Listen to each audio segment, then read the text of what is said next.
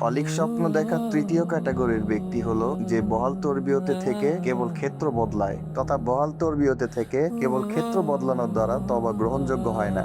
বিষয়টিকে স্পষ্টভাবে বুঝাতে গিয়ে উদাহরণ সহ তুলে ধরে ইবনুল কাইয়্যিম আয-জাওজি রাহিমাহুল্লাহ বলেন, আন্না তাওবাতা লা তাসিহহু মিন যামবিন মা'আল ইসরারি আলা আখারা মিন নাওঈ ওয়া আম্মা তাওবাতু মিন যামবিন মা'a মুবাশারাতি আখারা লা তাআল্লুকা লাহু বিহি ওয়ালা হুয়া মিন নাওঈ فتصح كما إذا تاب من الربا ولم يتب من شرب الخمر مثلا فإن توبته من الربا صحيحة وأما إذا تاب من ربا الفضل وأصر على ربا النسيئة أو بالعكس أو تاب من تناول الحشيشة وأصر على شرب الخمر أو بالعكس فهذا لا تصح توبته وهو كمن يتوب عن الزنا بامرأة وهو مصر على الزنا بغيرها غير تائب منه أو تاب من شرب العصير العنب المسكر وهو مصر على غيره من الأشربة المسكرة فهذا في الحقيقة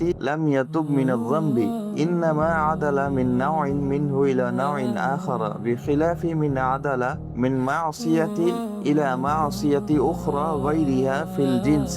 অর্থাৎ ওই পাপ থেকে তওবা করা বিশুদ্ধ বলে গণ্য হবে না যতক্ষণ পর্যন্ত সে একই রকম অন্য একটি পাপে লিপ্ত থাকে। কিন্তু কেউ যখন একটি পাপ থেকে তওবা করলো অথচ সে অন্য একটি পাপে লিপ্ত যার সাথে উক্ত পাপের কোনো সম্পর্ক নেই কিংবা একই প্রকৃতির নয়, তাহলে উক্ত পাপ থেকে তওবা করা বিশুদ্ধ হিসেবে গণ্য হবে। উদাহরণস্বরূপ বলা যেতে পারে কেউ যদি সুদ খাওয়া থেকে তওবা করে ফিরে আসে কিংবা তওবা করে কিন্তু মদ্যপান করা থেকে ফিরে না আসে, তাহলে সুদ খাওয়া থেকে তওবা করা বা ফিরে আসা বিশুদ্ধ হবে। অন্যদিকে কেউ বিনিময়যোগ্য সুদ খাওয়া পরিত্যাগ করলো বা তা থেকে তওবা করলো কিন্তু চক্রবৃদ্ধি হারে সুদ খাওয়া পরিত্যাগ করলো না কিংবা তা থেকে তওবা করলো না, কিংবা চক্রবৃদ্ধি হারে সুদ খাওয়া থেকে ফিরে আসলো বা তওবা করলো কিন্তু বিনিময়যোগ্য সুদ থেকে ফিরে আসলো না কিংবা তা থেকে তওবা করলো না, তাহলে তার তওবা গ্রহণযোগ্য নয়। আবার কেউ গাঁজা সেবন থেকে তওবা করলো কিন্তু মদ্যপান থেকে তওবা করলো না বা ফিরে আসলো না, কিংবা মদ্যপান থেকে তওবা করলো বা ফিরে আসলো কিন্তু গাঁজা সেবন থেকে ফিরে আসলো না, তাহলে তার তওবা গ্রহণযোগ্য নয়। একইভাবে কেউ একজন নারীর সাথে জিনায় লিপ্ত হওয়ার কারণে তওবা করলো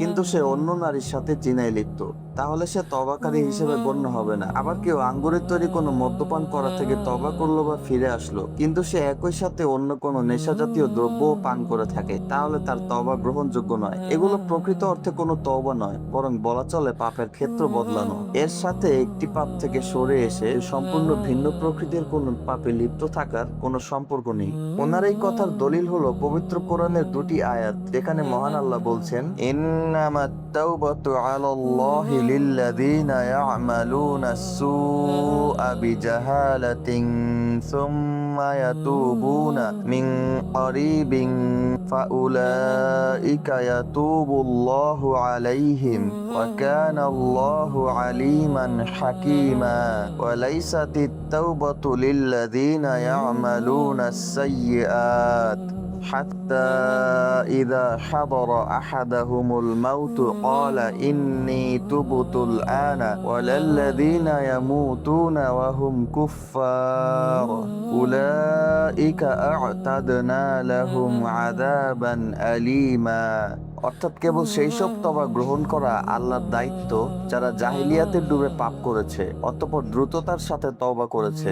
এরাই হলো তারা যাদের তওবাকে আল্লাহ গ্রহণ করে থাকেন, আর আল্লাহ হলেন জ্ঞানময় প্রজ্ঞাময়। তাদের জন্য কোনো তওবা নেই যারা পাপ করতেই থাকে, এমনকি যখন তাদের মৃত্যু চলে আসে তখন বলে এখন আমি তওবা করছি। আর তাদের জন্য কোনো তওবা নেই যারা কুফর অবস্থায় মৃত্যুবরণ করে, তাদের জন্য আমি প্রস্তুত রেখেছি যন্ত্রণাদায়ক শাস্তি। পবিত্র কোরআনের সবচাইতে প্রাচীন তাফসীর কারকগণের একজন কুরতুবী রাহিমাহুল্লাহ, তিনি তার ব্যাখ্যা গ্রন্থে উক্ত আয়াত দ্বয়কে ব্যাখ্যা করতে গিয়ে বলেন, ওয়াতাসিহহু মিন যামবিন মা'আল ইকামাতি আলা গায়রিহি মিন গায়রি নাওঈ। অর্থাৎ কেউ যদি কোনো পাপ থেকে তওবা করে বা ফিরে আসে তবে তার তওবা গ্রহণযোগ্য হবে যদিও সে ভিন্ন প্রকৃতির অন্য একটি পাপে লিপ্ত থাকে। তবে একই রকম বা একই প্রকৃতির অন্য কোনো পাপে লিপ্ত থাকলে তার তওবা গ্রহণযোগ্য হবে না। সুবহানাকাল্লাহুম্মা ওয়া বিহামদিকা আশহাদু আল্লা ইলাহা ইল্লা আনতা আস্তাগফিরুকা ওয়া আতুবু ইলাইক।